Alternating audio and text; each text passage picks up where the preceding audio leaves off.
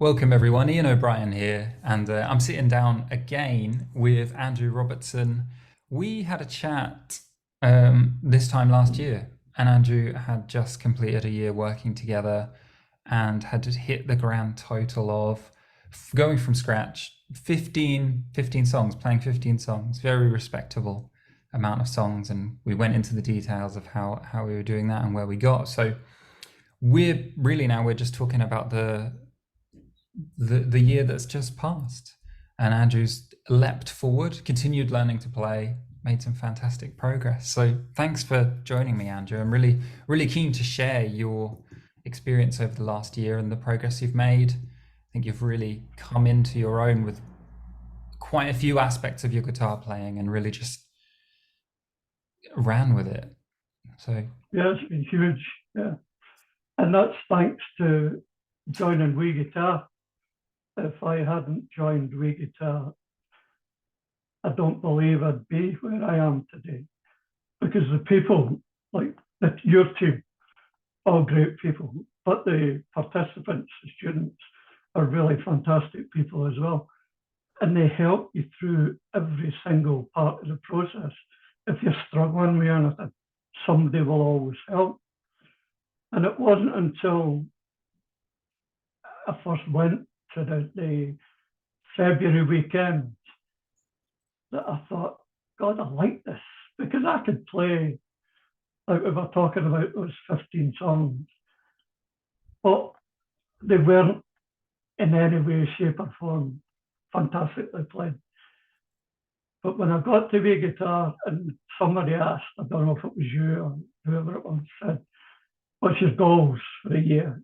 And I said, a song a week. Just throw it out there just like that. And you don't really think about what that involves at the time, but it was hard going. It was exciting. I really enjoyed it.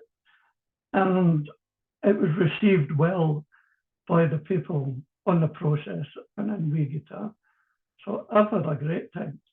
And I've done things that I never thought I'd be able to do.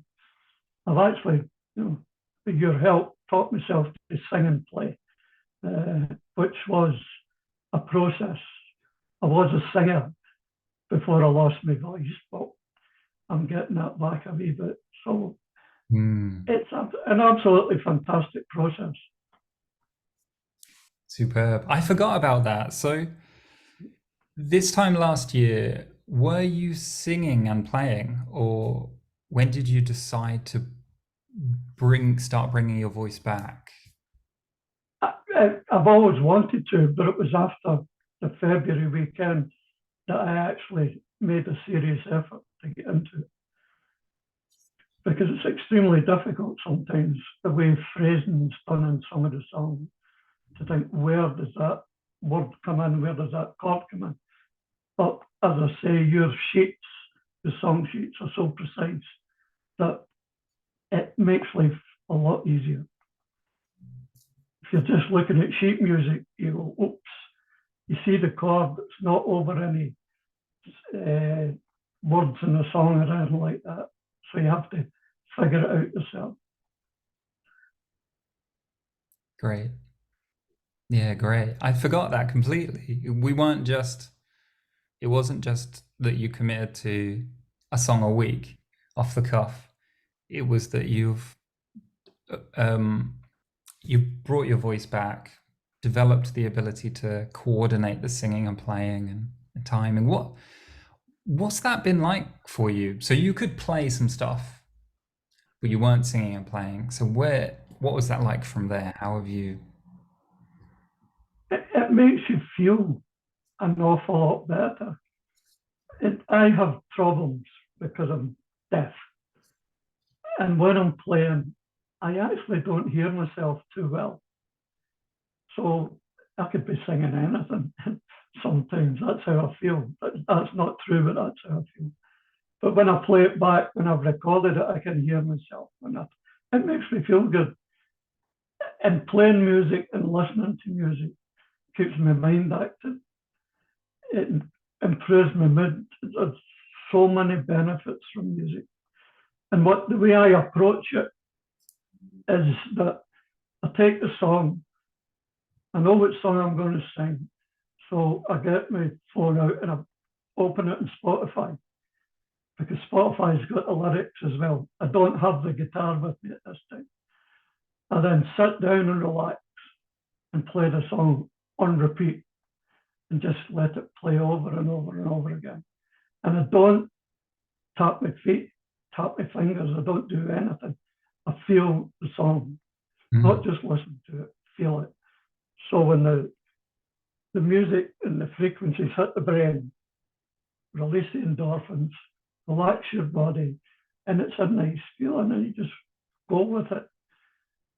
And then I make myself a bit more aware and sit up, still got this on a loop, and I start tapping the foot and counting 1, 2, 3, 4, 1, 2, 3, 4. Then I think of the song that I'm going to be playing. Now, where does that note come in? Where does that chord drop in?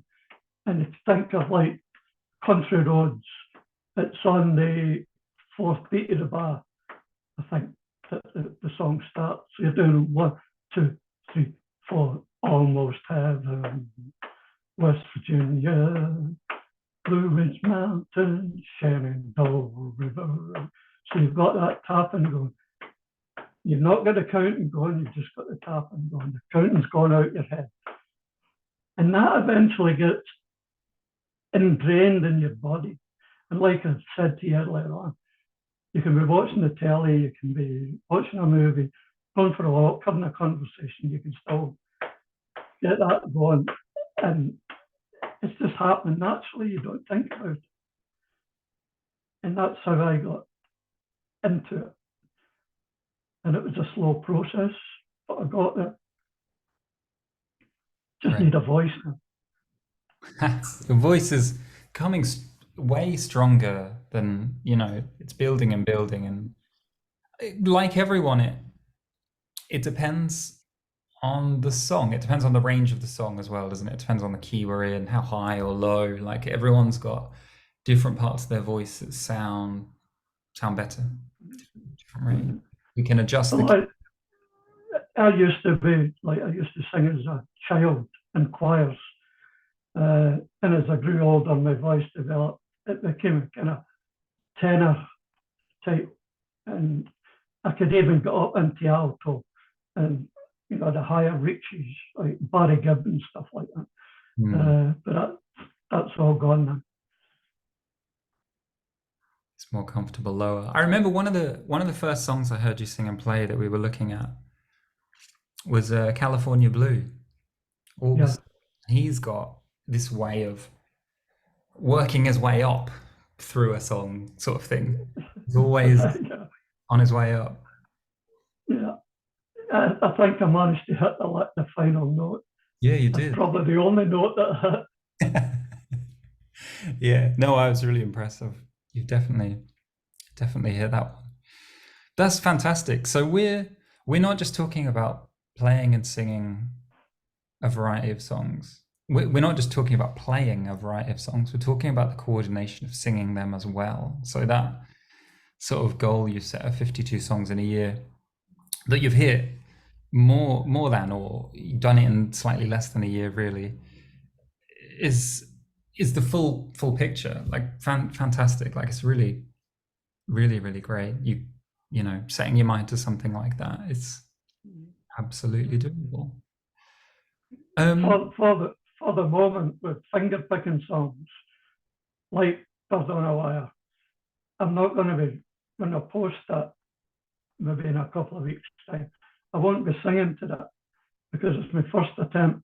I'm just going to smooth it out as much as I can, verse and chorus, and maybe even verse, depends. And I'll put it on video, and get some reaction to it.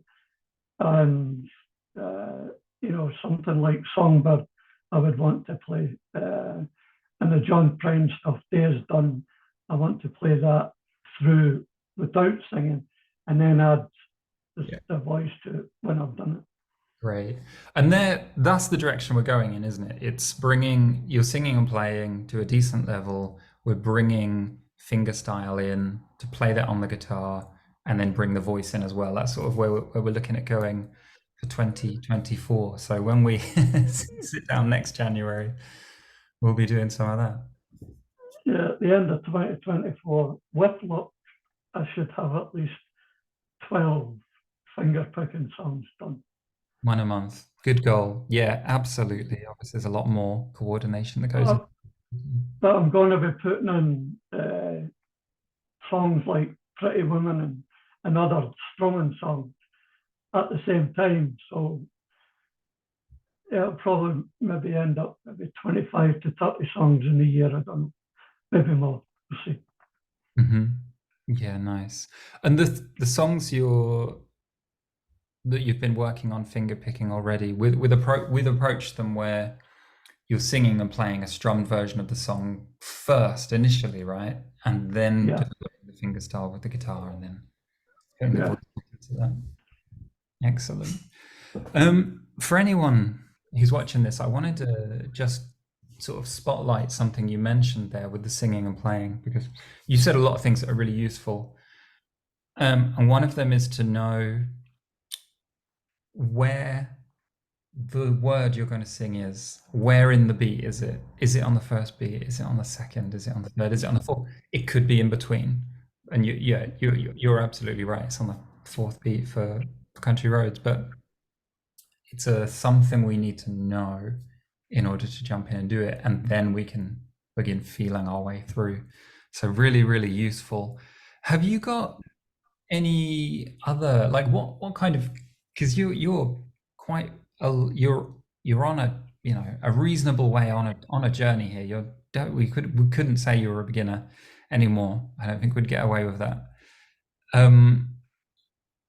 What kind of advice would you have to somebody who was, I don't know, maybe having doubts that they would be able to learn to play the guitar, maybe be able to learn to sing, and they've wanted to for a long time, and they're, you know, they're in their 60s, maybe they're in their 70s, and they don't feel like Well, musicality or whatever. yeah, well, I'm not one of these people who regrets not being able to play the guitar or regrets not being able to play a musical instrument. I didn't pick up the guitar until I was 70. And that was, I don't know, just one of these aberrations that you have. And asked my wife for a guitar for Christmas. She looked at me kind of strange because I'd asked her in August on my birthday for a piano, which she got me. So she got me the guitar. And I would say, number one, find a damn good teacher. And I did a lot of research before I found you. And you have the same teaching style as the guy that I do piano with, Declan Cosgrove from Decplay. So that's important, that you have a rapport with whoever is teaching you. I've looked into lots of other YouTubes and courses and all of that, and they're not for me because they're too purpose driven. You know, you've got to do this, you've got to make a commitment to that, you've got to do that. And that's not how I work. So I've just said to people, it's about patience, number one.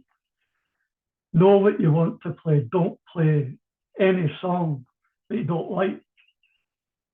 Listen to the song over and over again to get the feel for it.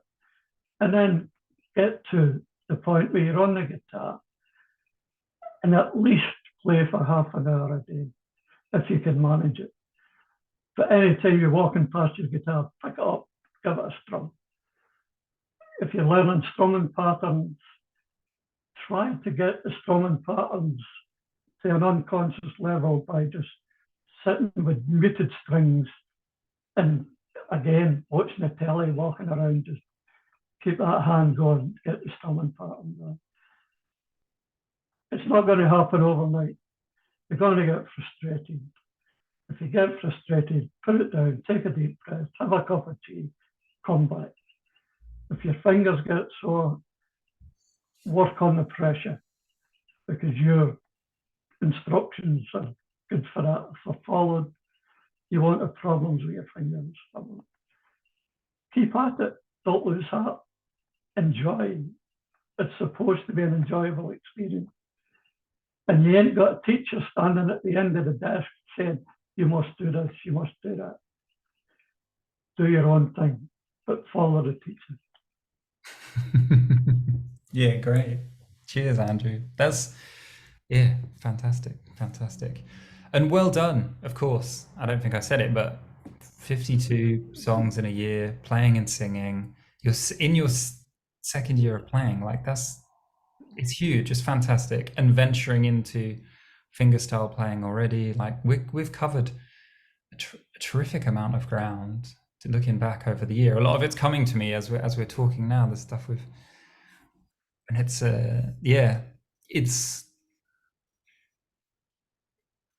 The when you nearer you get, the nearer you get to God, the less time you have to play. So yeah. move it along. We should end it there.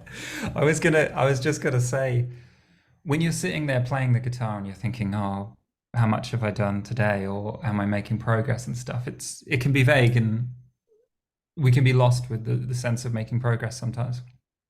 But when we evaluate the progress that happens in a time, something like a year, like a lot can be accomplished in a year, as you're a testament to.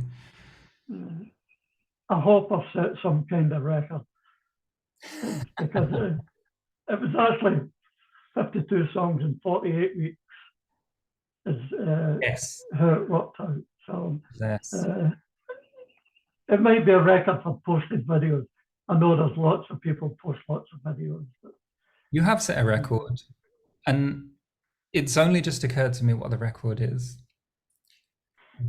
We've had somebody else, Anne Cooley, in Australia, in Adelaide. She learned to play 100 songs in a year. That was the record of songs, but that was just focused on the guitar. It wasn't fingerstyle, it wasn't singing. Then Mark Aarons, he's in the UK, did 52 songs in a year. But again, they weren't singing. So your record is over 52 songs, less than a year, singing and playing all of them, the complete thing. I've never seen anybody do that. pat myself on the back. Yeah, right on. I mean, it's great to be working with you, and it's great to be involved with all the other people in the process. And I'm hoping to continue that for as long as I can, because sometimes you forget there's other people out there doing exactly the same thing as you are. And when you read their stories and when you read their comments, you learn from them. And hopefully they learn from you. I know by some of the amazing comments I've had that, people think I'm doing okay. I don't want to get big-headed about it. So thanks for everything so far.